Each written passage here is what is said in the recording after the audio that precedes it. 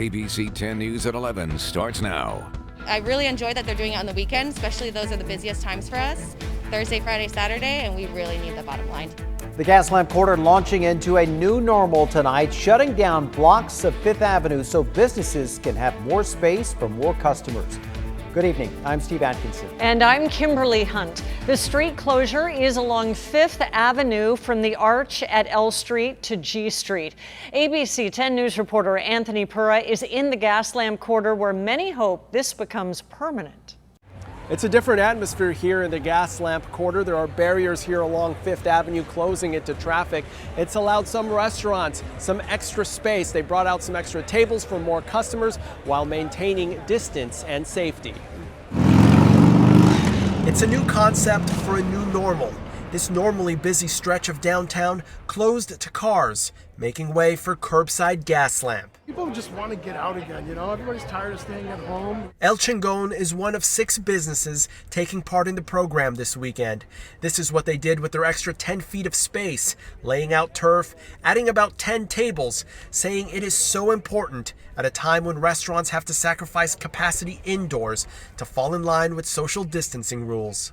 Well, let's just put it this way. We took our capacity to a third. This adds about another quarter. Cafe Sevilla was able to accommodate a few more customers as well. Many dining outside said while there's only a few businesses participating for now, they hope others will join in the future. I hope that this will encourage, people to come back out. As long as we're being safe, I think it's okay. It could be a preview of what's to come. This is a rendering from the Gaslamp Quarter Association. The rendering shows its vision for turning 5th Avenue into a permanent promenade, an idea the group pitched in October. Many enjoying Thursday's experience welcomed the idea. It's very engaging and it's very basically people and tourist friendly. So I'm looking forward to the longer term vision where it's permanent. The event runs from 3 p.m. to midnight on Thursday and Friday. The road closures begin at 11 a.m. On Saturday, though, the road closures start at 8 a.m. The event on Saturday runs from noon till midnight. Anthony Pura, ABC 10 News. The Gaslamp Quarter Association says it plans to expand the closures to F Street on July 1st. They want to keep curbside Gaslamp going through the end of the year.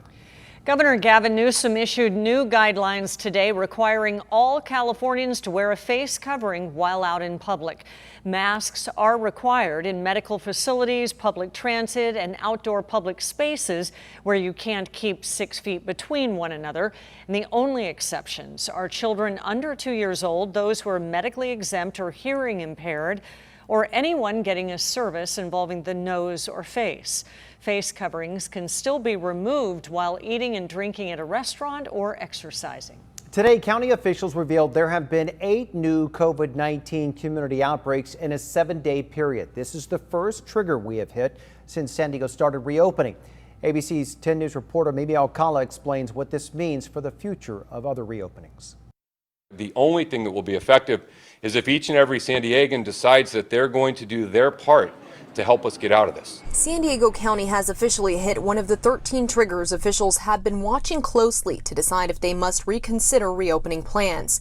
There were 8 COVID-19 community outbreaks in 7 days. 3 of those on the list will fall off the 7-day tracker on Friday. It could be under the trigger tomorrow. The outbreaks, which consist of 3 or more cases at one place, happened from June 11th through June 17th at businesses, restaurants, a private residence, a campground, and a social club.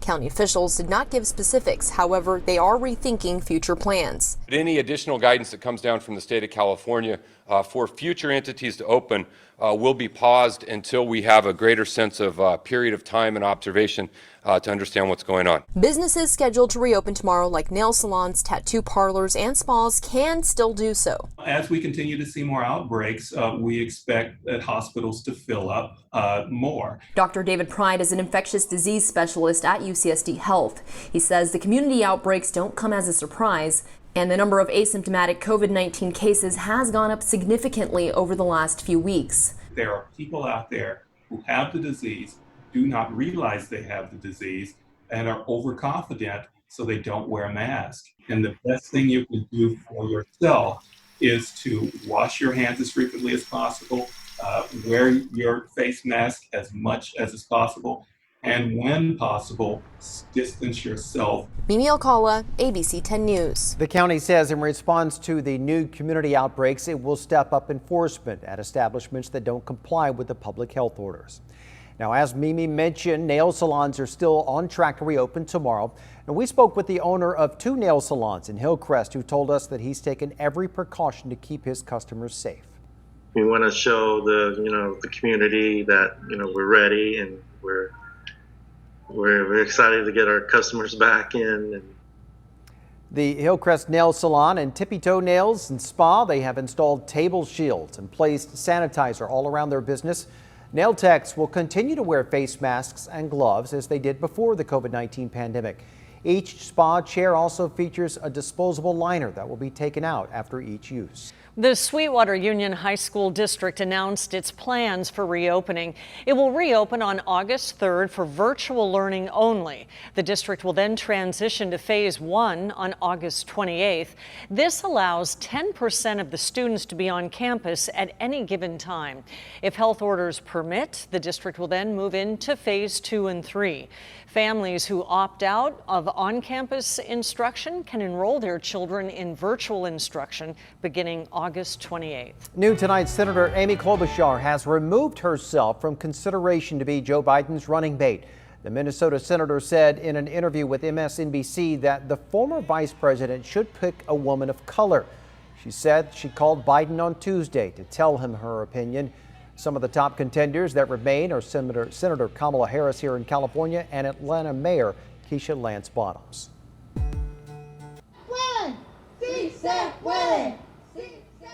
Roughly 40,000 San Diego DACA recipients have legal protection tonight after the Supreme Court upheld the program this morning. The decision blocks President Trump's plan to end the program for now.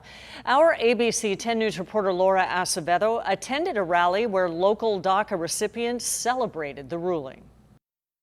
DACA recipients tell me they are relieved, but know this decision doesn't grant them permanent protection, something they tell me they plan to fight for. Y ganamos. Over 100 people gathered outside the county administration building Thursday after the monumental decision by the Supreme Court upholding the Deferred Action for Childhood Arrivals program, also known as DACA. I felt relieved. For several months, I was living with anxiety, sleepless nights every time that we had a potential DACA decision. Irving Hernandez is a DACA recipient. The court's decision gives him and hundreds of thousands brought to the U.S. as children legal status, protecting them from deportation and allowing them to work legally. Hernandez is an aerospace engineer. We need to take our victories when we get them, enjoy them. So today belongs to us. The Supreme Court justices voted 5-4 to block President Trump from ending the DACA program for now, saying the administration violated federal law when ending the program in the way he did. President Trump tweeting that he is asking for a legal solution on DACA, not a political one, consistent with the rule of law. The Supreme Court is not willing to give us one, so now we have to start this process all over again. Not one of us is free until all of us are free. Sí se puede. Hernandez remains hopeful, admitting there is still a long way to go. Tomorrow we are going to be on the streets acting, pressuring both sides of the aisle to make a permanent DACA solution. Laura Acevedo, ABC 10 News. 4 portraits of former House speakers who also served as Confederate leaders were taken down at the Capitol. Speaker Nancy Pelosi called it a symbolic move. Pelosi tried to remove nearly a dozen Confederate statues recently. However, the statues are designated by each state, and under current law, it's up to the state leaders to order their removal. Portions of John Bolton's new book are creating shockwaves in Washington, with President Trump pursuing an emergency restraining order to try and prevent its publication, which is just next week. In an exclusive interview with ABC's Martha Raddatz, the president's former national security advisor talks about what's in that book. How would you describe Trump's relationship with Vladimir Putin? I think Putin thinks he can play him like a fiddle. I think Putin is smart, tough, I think he sees that he's not faced with a serious adversary here. I don't think he's worried about Donald Trump. And you can watch all of Martha Raddatz's exclusive interview with John Bolton Sunday, starting at 9 p.m. right here on ABC 10. All registered voters in California will now receive a mail-in ballot to vote this November. Governor Gavin Newsom signed a bill today requiring counties to send out mail-in ballots in response to the pandemic. And the bill was co-authored by local Assemblywoman Lorena Gonzalez. She issued a statement that said in part, "There is no safer place for voters to cast their ballots than inside their home. I'm thankful the governor has signed our legislation today." The Del Mar Fairgrounds has to lay off over half of its staff due to the loss from revenue from COVID-19. The announcement came today from the 22nd District Agricultural Association, who operates the fairgrounds for the state. They said they will be down around 92% of their annual revenue by the end of the summer. The group says it is laying off approximately 58% of its current permanent civil service staff. As per state regulations, they are giving employees 120 days of continued employment with an official layoff date of October the 15th. The Otay Mesa border crossing will now be open 24 hours a day for essential travel. U.S. Customs and Border Patrol announced the change today. It was running on limited hours due to COVID-19. Beginning Saturday, June 20th at 6 a.m., the passenger portion of the port of entry will open and stay open. BBP reminds travelers temporary restrictions from COVID-19 are still in place and only essential travel is allowed. A new rent relief plan could give Californians up to 10 years to pay back rent owed during the pandemic. The proposal would let the state offer tax credits to landlords for unpaid rent. Property owners could sell credits for cash in the meantime. Then renters could begin interest-free monthly payments starting in 2024. The bill still needs to get through both legislative houses.